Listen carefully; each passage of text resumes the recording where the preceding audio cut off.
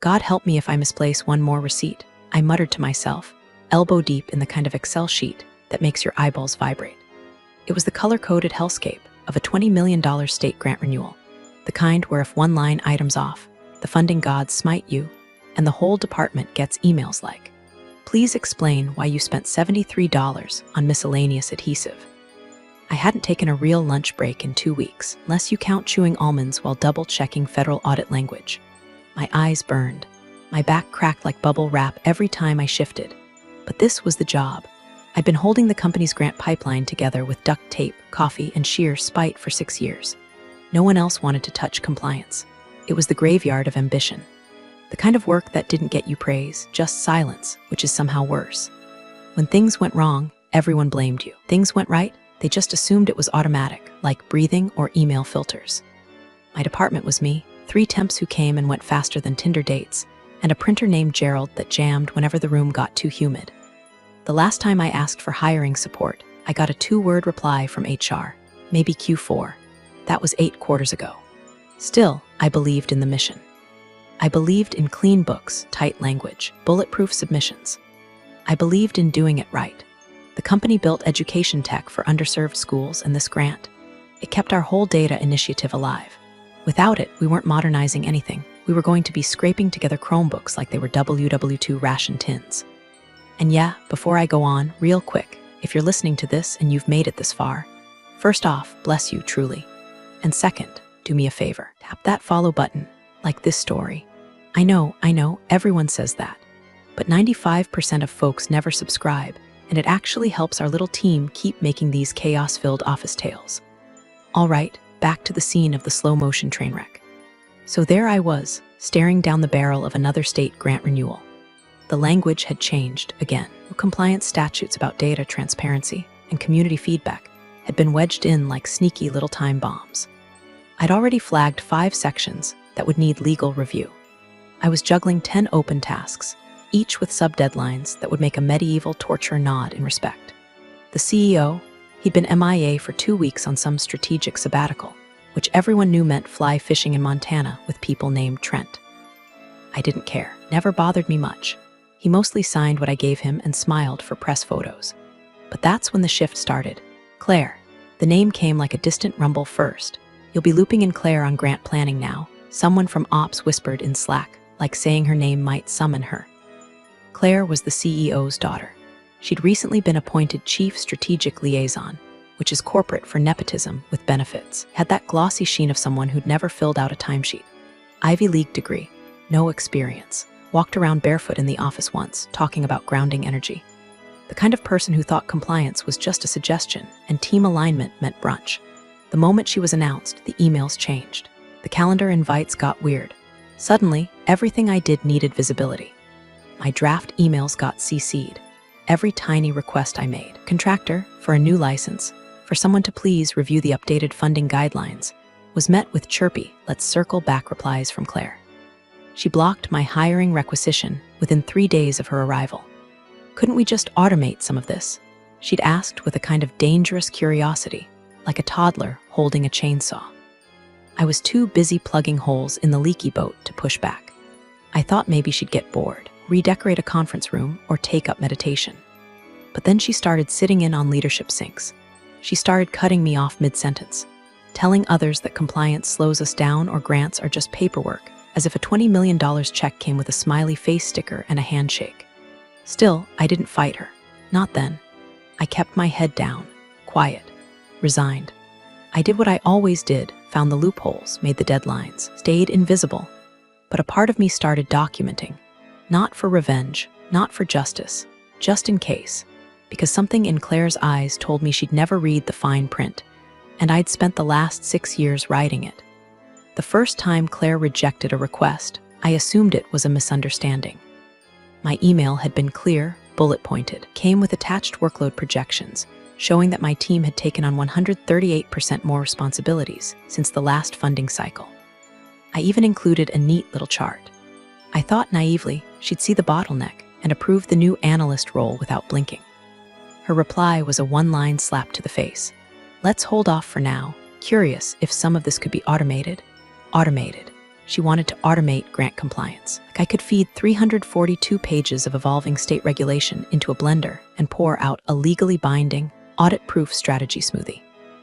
I stared at the screen for 5 full minutes, wondering if I should laugh, cry, or draft a resignation letter in Wingdings. I didn't reply. Not then. Instead, I updated my private folder titled CYA, just in case. Started it back in 2019 after a junior VP accidentally deleted 2 months of federal communication logs and blamed it on my team. I'd backed everything up on a thumb drive then. I still did now. Emails, policy documents, approvals, PDFs with timestamps. Digital breadcrumbs, neatly sorted in folders named after dead sitcom characters so no one would guess what they were. Still, I tried to play nice. The next week, invited Claire to a grant planning sync. I figured maybe she just didn't get it yet. That if I walked her through the back end of what we did, how a single line of wording could trigger a financial audit, how one missed clause could put us in breach, she'd at least respect the complexity. She showed up 9 minutes late with a smoothie the color of moss and AirPods still in her ears. I was halfway through explaining a line item change, minor but essential update about matching funds, when she waved a hand. Wait, she interrupted, blinking at her phone. I'm sorry, but this is so dense. Can't we just put this through legal and move on? I mean, compliance just makes everything harder, right? The silence that followed was volcanic. My mouth opened, then shut. I looked at the others on the call. Nobody met my eyes. Not Brian from Ops, not Alina from Partnerships. It was like everyone had collectively decided to pretend I wasn't there, or worse, that I was the problem. I ended the meeting early, claimed I had another call, turned off my camera, and just stared at the blank screen afterward. The heat that flooded my face wasn't embarrassment. It was something quieter, colder. The realization that I was on an island, and the bridge back to shore had just been gleefully torched by someone who thought Google Docs was a compliance system. After that, Claire's authority metastasized. She started using phrases like alignment initiative and compliance friction, and no one called her out. Not even the CEO. He just smiled his tired smile, the kind of smile dads give when their kids smash a vase. But it was Grandma's vase, and Grandma's already dead, so what's the point? 1 week later, Claire quietly revoked my access to the budgeting dashboard for security reasons. She approved a flashy new dashboard tool that gave real-time color-coded KPI reports to the board, but completely ignored audit trails. My team had to start using spreadsheets again, manual entries. I hadn't manually logged transactional timestamps since 2017. I woke up at 2 a.m. every night for a week, panicked I'd missed something. Still, I said nothing publicly. I didn't rant in meetings. I didn't beg for help. Instead, I documented everything. I watched Claire forward one of my redlined grant drafts to an intern with the note, "Can you make this sound less government-why?" I took screenshots. I archived her Slack messages where she called the upcoming compliance workshop a snooze fest of legalese. She started referring to herself as the grant whisperer on all staff calls, even though she hadn't read a single disbursement protocol. Heard from a friend in legal that she wanted to gamify the training modules for ethics certification, as if ethics was something you earned with badges and a leaderboard. At one meeting, when I asked about upcoming personnel gaps for Q3 and noted we'd be understaffed during the renewal review, Claire smiled and said, "Samantha, don't take this the wrong way, but you seem a little dependent on needing help. We all have to find ways to be more self-sufficient." Didn't even blink. Just typed it down word for word in a draft email to myself. Because here's the thing about building a fortress alone. You learn where every brick is. And when someone starts throwing stones, you don't shout. You just quietly build the catapult. The call started like all the others. Too many people, too many windows, too many fake smiles pretending not to check their Slack notifications. It was a Wednesday morning leadership roundtable, which meant Claire would be leading the meeting, while the actual grown-ups pretended she wasn't 3 clicks away from accidentally deleting our entire grants archive. I had my notes open, 3 tabs of state compliance requirements up, and a fresh draft of the updated disbursement terms for the $20 million grant. The state had pushed through a last-minute provision requiring departmental sign-off language for all mid-level distribution phases, nightmare for orgs like ours, but fixable if addressed head-on. I'd already written the amendment, had legal do a soft review, and queued up a gentle slide deck to explain the change to leadership without triggering another Claire-splosion. So when my turn came, I cleared my throat and spoke calmly. "I want to flag one item related to the grant renewal," I began. "State funding requirements have shifted under the 2024 transparency provision. Need to insert language that designates a departmental lead for disbursement checkpoints. I've drafted the clause to meet their standards and submitted it to legal for review." I clicked to the next slide. It was clean, minimal, bullet points only, just the facts. I even removed the footnotes this time, thinking maybe that would help Claire digest it without feeling threatened. Claire didn't even look at the screen. She sipped her turmeric latte and laughed. Loud. A high, sharp bark that made my skin crawl. "Oh my God, Samantha. It's honestly kind of embarrassing how much support you always need." The air died in my lungs. She went on. "Every week it's something, some clause, some wording tweak, some paragraph no one understands. You act like we're submitting these grants to NASA." The silence was deafening. You could hear a Slack notification 3 Zoom windows over. Lena from Partnerships looked down at her keyboard like she'd suddenly remembered how letters worked. Brian opened his mouth, then shut it. No one said a word, not even legal, and they knew better.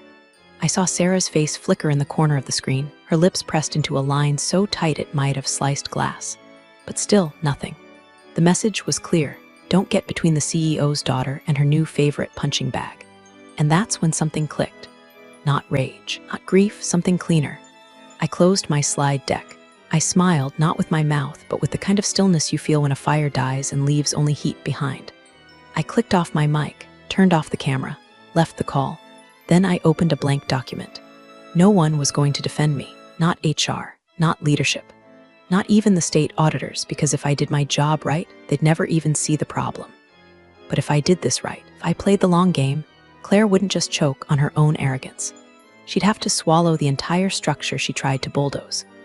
I started reviewing every version of the grant draft I'd written in the last 4 months. I made a list of all the changes Claire had approved without reading.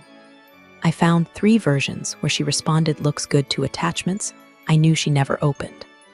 I bookmarked each one, dated the responses, copied them into my CYA, just in case folder under a new subheading, approval without review, Claire edition.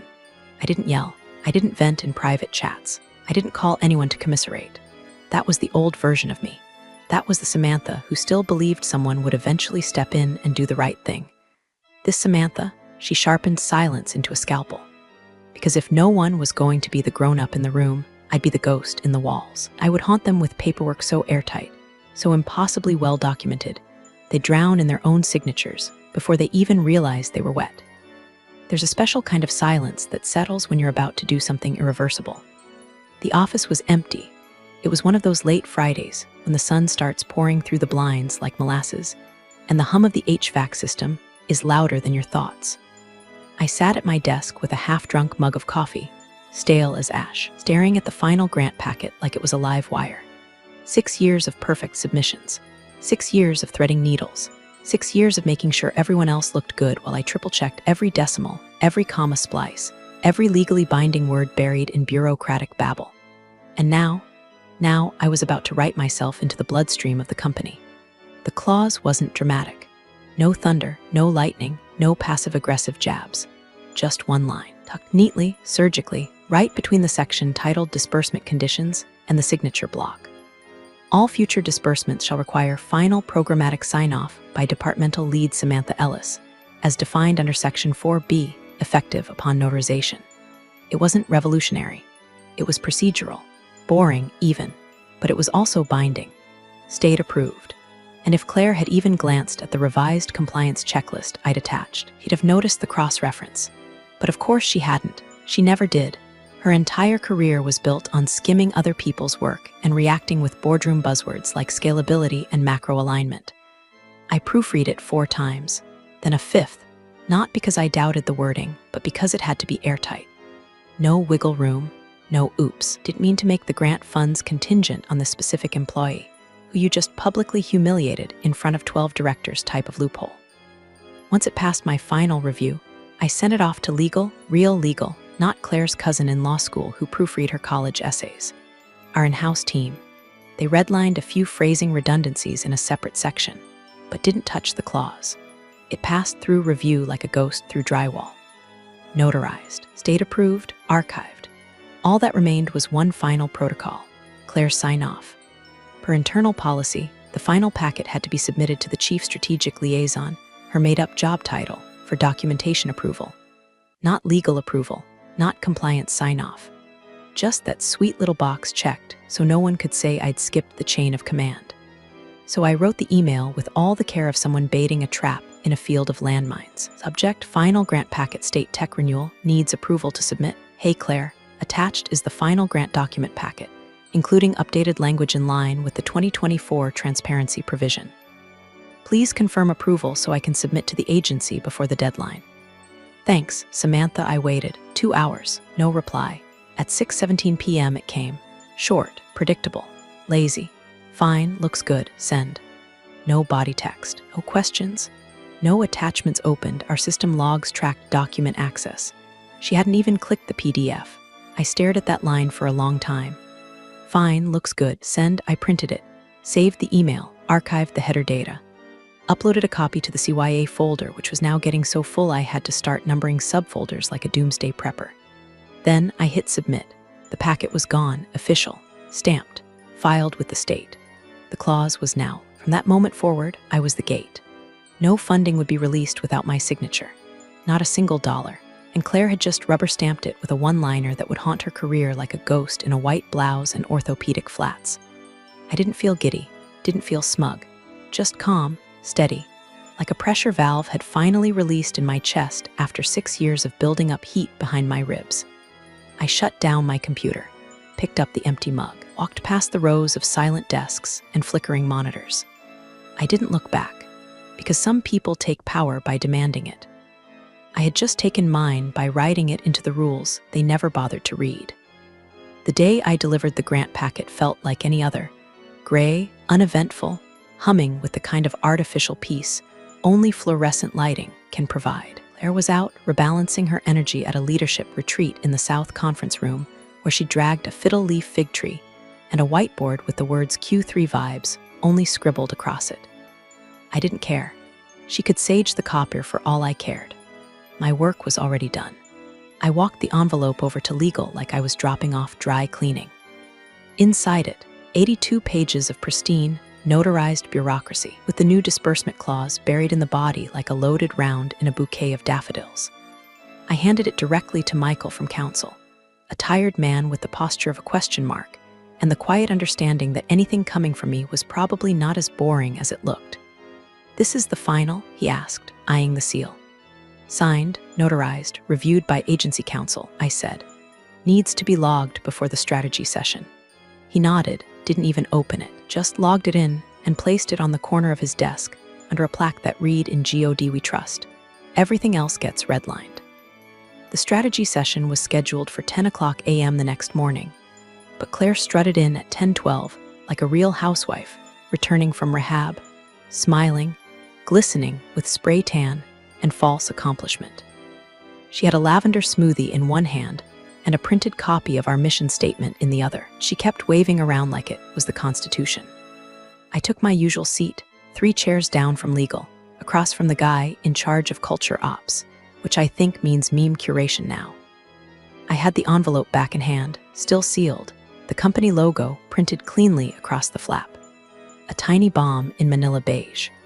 Claire opened with a 10-minute monologue about amplifying initiative ownership and removing blockers to innovation, which apparently included the friction of my department. I mean, she laughed, not even bothering to glance my way. We still have one whole team that basically just checks other people's grammar. Compliance isn't supposed to be this loud, right?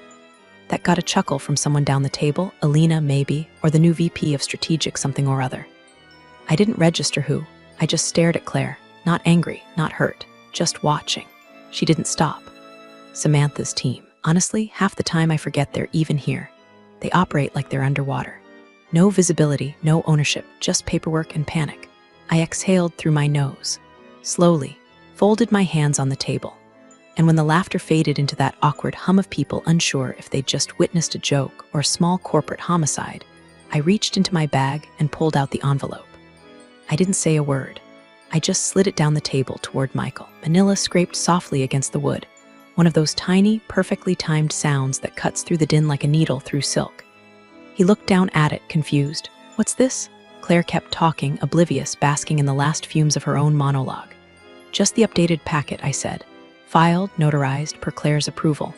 That stopped her, mid-sentence, just for a second. She blinked like a light flickering in a storm. Michael looked at the envelope again, then at me, then at Claire.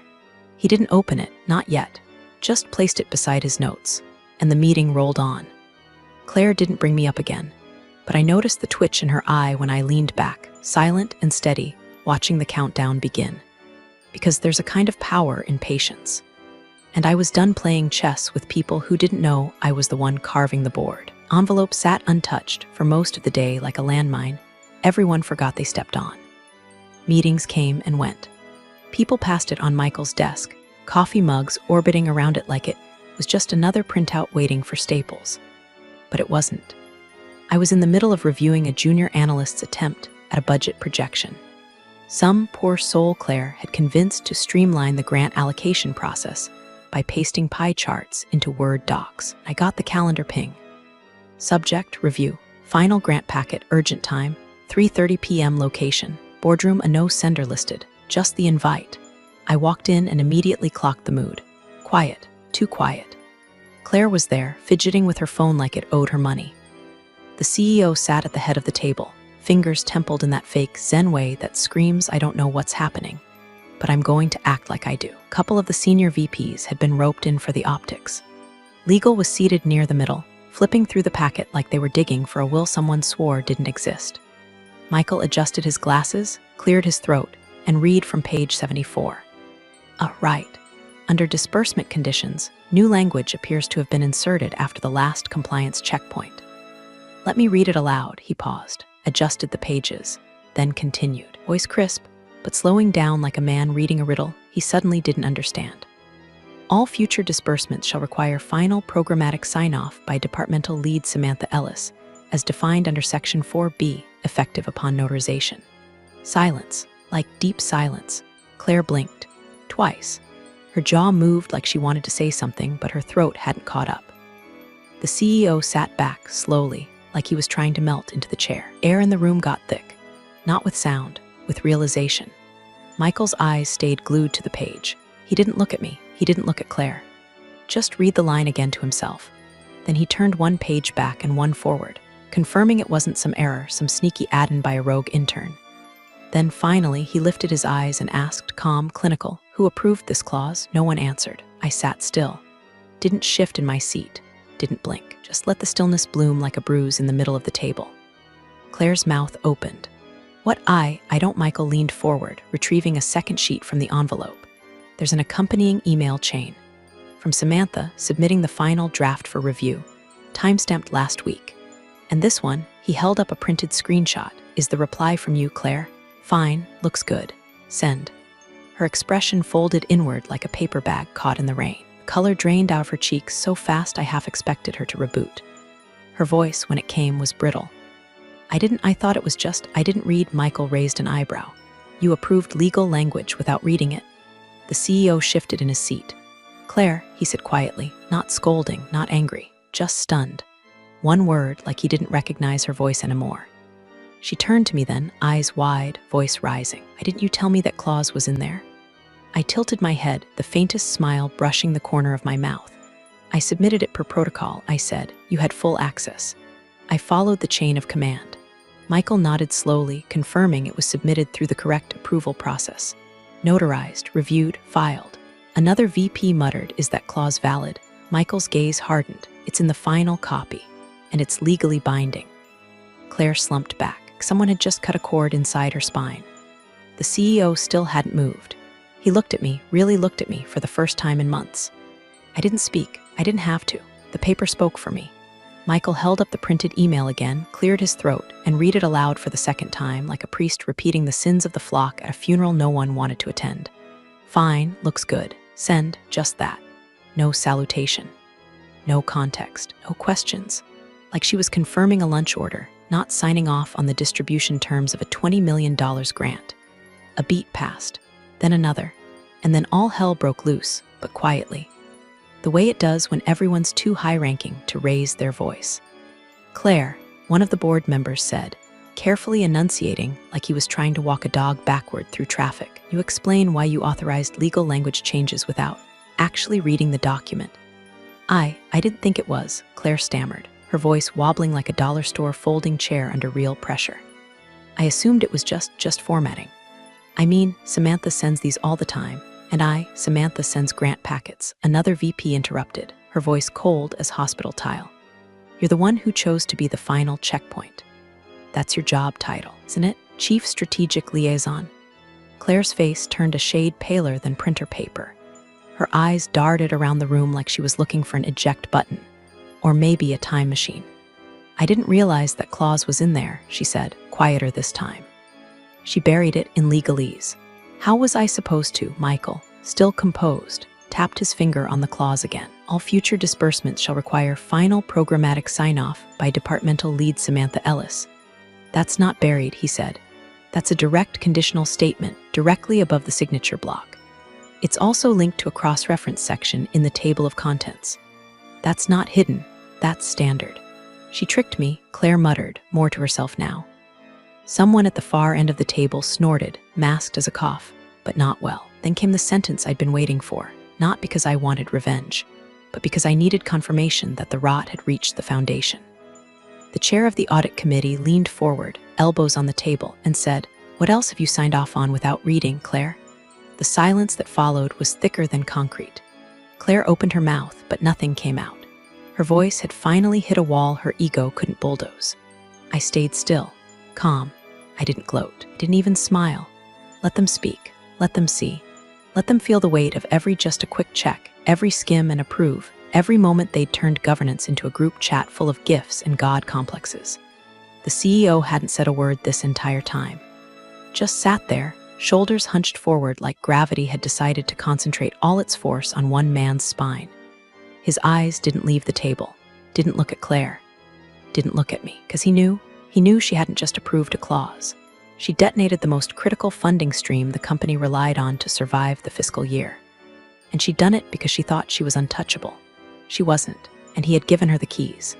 Now she was behind the wheel of a flaming car, and the only person with a fire extinguisher was me.